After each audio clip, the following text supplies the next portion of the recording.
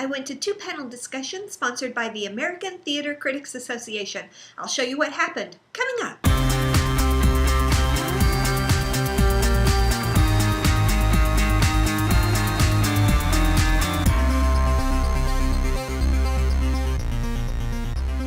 Hey guys, welcome back to Book Your Imagination. My name is Anne. I am a subscriber to the San Francisco Playhouse, and as part of this subscription, I was invited to see 2 panel discussions that were sponsored by the American Theater Critics Association as part of their annual meetings.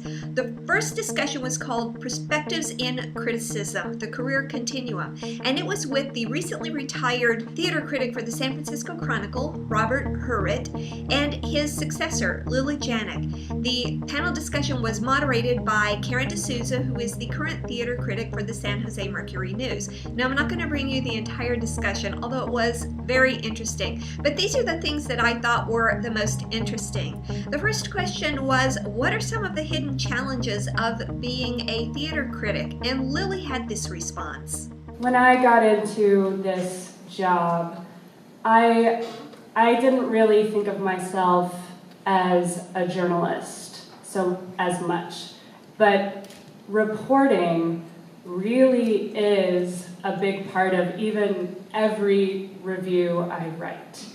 It's me trying to make a case to my editor-in-chief who might not be that interested in arts, and to my readers who maybe only have a passing interest in arts. I have to, in every article, make a case as to why this whole beat is important. Not just this show, but why this beat is important. So I have to make sure, even if this play I'm seeing kind of feels like just another naturalistic play at the Geary at ACT, what's special about it? Because a lot of other reporters don't have this burden, and I don't mean to say it's a burden exactly, but they don't go and review this or cover the same people over and over and over again 6 or more times a year. So each time, say, our wine critic goes to a place, she's probably going for the first time, and it's really easy to make it clear why that experience is special. But so each time I go to ACT or Berkeley Rep even, I have to find a way to say what's new about this experience. And I can't just treat it as if it's, again, another naturalistic play. And I also have to constantly think about ways to get theater on the front page. And that's definitely a new thing for me, because it's about reminding my editors and readers that I exist and that this is important. It's no surprise that social media has had a huge impact on our everyday lives. Here's a little bit about how it's affected theater criticism. Social media is a distraction, it's a time suck. I don't need this, I'm not interested in it, I don't follow it, and it's one of the reasons why I retired. This isn't going to surprise anyone. I think it's a blessing and a curse. I enjoy the way I get to talk about shows in a different register. I enjoy not always having to assume what some artists have. I feel like maybe this is Mark Jackson, the omniscient God voice. I like getting to be a little bit more informal and unsure and pose more questions. And I also like being more in touch with the folks in my beat, especially since, as we've just been talking about, a big part of the job is being a reporter as well. Yeah, I agree. I enjoy, getting into an argument with some playwright in Brooklyn because I tweeted something at the intermission and they had a different point of view, and that's fun to engage with someone like that. I do find, once people get nasty, I stop responding. Well, I always found certainly the interaction with readers and with artists was always a huge part of the job. And whether that happened on the telephone, then you would actually sit there and write Wow. Longhand. I would write longhand so that people knew I cared. As a general rule, I don't want to read a review before I go to a movie, go to a play, or read a book. I like to be surprised, and I want to make my own opinion based on my experience, and I don't want to be biased by someone else's point of view. But that's me, and I know not everyone is like that. Karen, the moderator, asks, is theater criticism dying? Boy, I'm not the person to answer that. I'm still reading it. You know, you were talking about having to make the case for it, and it's so hard for me to conceive that you would have to make the case for it. It just seems like such a given. It's one of the things that if you are in a newspaper in a particular community and there's a large theater scene, it's not like the kind of thing that you can pick up from the wires. You need to have a theater critic. You need to have somebody local, just like you need to have a food critic. You can't pick up the stuff from the Washington Post or the AP as you can with movies or television. You might not know this, but theater criticism can be rather brutal. Karen shared this funny story about the time she was banned from a show. I got banned once. It was super fun. It was the out-of-crowd tryout for Lestat, which is like so famously like the best thing about it was you got to use words like suck and bite in the headline because it was about vampires. Right? It was wonderful. I had written a blog post about it. This is the early days of blogging. And the producers in New York had gotten mad about the blog post. They thought it was an irreverent tone. I essentially argued, this is not my review. I have not seen the show. I'm just recapping at that point. It was in previews for like 3 months or something, a really long time. There was lots of talk about it, lots of people calling me and wanting to talk about it, and they banned me. So we had to buy a ticket, and I had to wear a cape with a hood, and like kind of skulk my way into the theater and sit like in the horrible seats where you never get to sit. And then it was, of course, a terrible show, and I think it lasted, 2 days on Broadway or something. So it was an interesting early example of social media and engagement. I mean, if the producers instead had thought, well, why are so many people saying that it's bad, not just critics, everyone, and taken steps to fix the thing, maybe it could have kept going. The second panel discussion was called The Play's the Thing, the critic and the new work. It featured several playwrights and their take on the theater critic with regard to their new works. The first question was, how do you deal with a bad review? Stuart Eugene Bousel had this answer.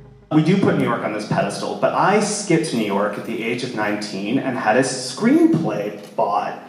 And if you think New York is a terrible place, I will take a shitty New York Times review over an email from an A-list actor any day.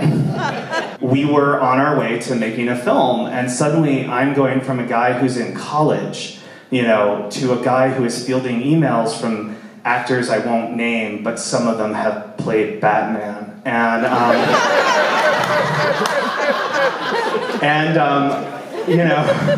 It culminates in me opening my email one day with suggested rewrites from Batman, and the suggested rewrites were for me to be completely cut out of the equation, to completely lose my work. And I went and cried, as I think any human being would. I went downstairs and I cried. And I was living at the time in a house with a young woman who has since gone on to actually be quite a notable science fiction writer. So we were both oftentimes discussing what our lives as writers were like, and I was like, Batman doesn't like my screenplay, and she was like, Batman read your screenplay, right? And when I've gotten bad reviews since, whether they've been in prestigious publications, or whether they've been on blogs, or whether they've been just from my parents, it's honestly very little of it phases me because I've already been torn apart by Batman, and sorry, none of you are Batman. Lauren Gunderson added this story about one of her plays. I actually got some incredible reviews in a play of mine that was like its 4th or 5th production. It was like my mom was framing them, it was everything. And I was like, I need to see this production, and I went and it was so bad. So perfectly bad. So I actually was just about to publish that play, so I had the chance to see what I thought was maybe the worst version. And kind of, as we say, like actor-proof it in a way of going, well, I'm just going to make this so you just can't mess it up unless you are trying really hard. The moderator asked, how involved are you in the early productions of your plays? And Lauren Gunderson said this. But that said, like you were saying, there's some certain cases, there's a play of mine that's going to this really huge outdoor space. So my really cool blackout right at intermission is not going to work. So I have to come up with some snippy thing and working, with them to figure out how do you take advantage. Can my humor, which goes really fast, work in over 1,000 seat, more like amphitheater kind of space? Yes, but I may be able to help it a little bit. So things like that. We're live, so why not show up and help? Aaron Loeb and Michael Sullivan answered the question, what about bias in criticism? When looking at any critical work, I actually started as a critic, not of theater, of video games, which is pretty much the same thing. And I have sort of 3 laws of criticism that when I'm, as a consumer of criticism, I'm mindful of. And one is you must love the medium that you're criticizing. If you hate theater, stop reviewing theater, or video games in that case. 2, take a position. It's not proper criticism if you don't actually take some kind of position on the thing. It's why did you waste somebody's time? But 3rd, engage with what the thing actually is, not the thing you wish it was. My small example on my end is, I would occasionally get a review of Abraham Lincoln's Big Gay Dance Party saying, this should have been a musical. It's like, well, it's not. So, what? That doesn't even make any sense. Is it like, what? Should have been a car. Like, what? If you're going to the opera and you go, why are they always singing? You shouldn't be there. From a playwright's point of view, what is it that theater critics don't get about a new play? And I do actually think potential is important. And when you're looking at new work, whether or not, and I'm not saying that the first panel said it wasn't, but there was a sort of like, we can only review what's there, not what could be there. And I've heard that from a lot of critics, and I actually feel like that's kind of cutting new work short, because a lot of times the new work you're seeing is in fact not really done. It's in a workshop phase, it's in a development phase, it hasn't had a time to become canonized, and therefore kind of uncuttable, unchangeable. It's a living, growing thing. When you do go to see Hamlet, no one really does critique on whether or not the script of Hamlet is good, right? But what we do talk about is the production. I feel like with a lot of new work, I would like to see more of that sense of, okay, maybe this isn't the best first production, but there's something interesting going on here, and that encouragement to see that go on to another life is something I wish I saw more in the critical world. But it's amazing to me over and over again how one element of a set can totally shift how an audience and thus a reviewer sees a play, understands it, even where, I will give you one tiny example, where someone put a door. And again, in my writing, comedy is quick, and there's a lot of you coming in, you coming out. And somebody put a door up a staircase, around a staircase. So when they had to burst in, it was burst. So things like that are frankly a little hard to change. 2 days before when you finally see it, you're like, oh God, it's on. So things like that can really affect, well, the play's not funny. Is it, or was the staircase not funny? We've got television, we've got books, we've got movies, we've got YouTube, we've got Netflix, Hulu, all kinds of streaming entertainment. Why should anyone go to the theater? Lauren answers this question perfectly. It's in some ways I've just started describing theater as the anti-technology, because you have to show up at the same time with other people. There's no screens. You're actively listening to live human beings in front of you.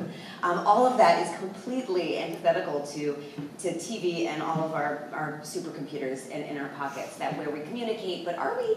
And listening, are we? Or are we just, is retweeting listening? I don't know.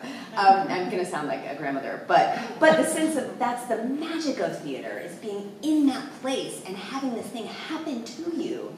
And it's your feelings, but maybe it's other people too, and are you feeling the same about all the feelings? We're lucky to live in a city that really likes art, really likes story, and also is the haven of the technology in which I was just saying we are antithetical to.